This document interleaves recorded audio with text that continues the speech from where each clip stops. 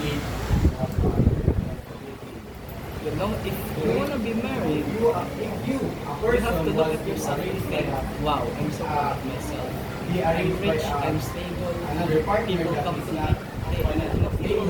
Put in the right hand to be married to that partner. Because I was So that's why our arranged marriage, perfectly fine. we are also arranged marriage because we know the background that they have financial stability and they can provide for their children. So you're urging them.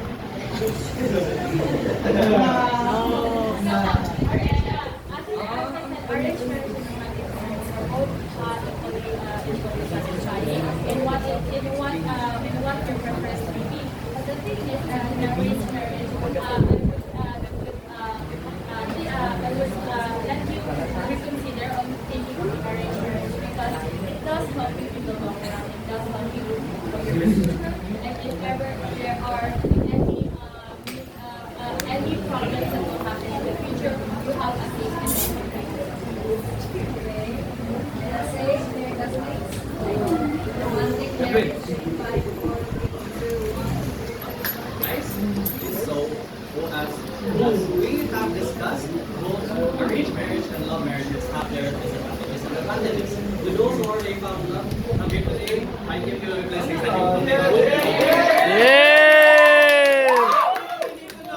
Is the debate over? could have the understanding, Sayawi, sayawi. love for each other to keep it going on your own.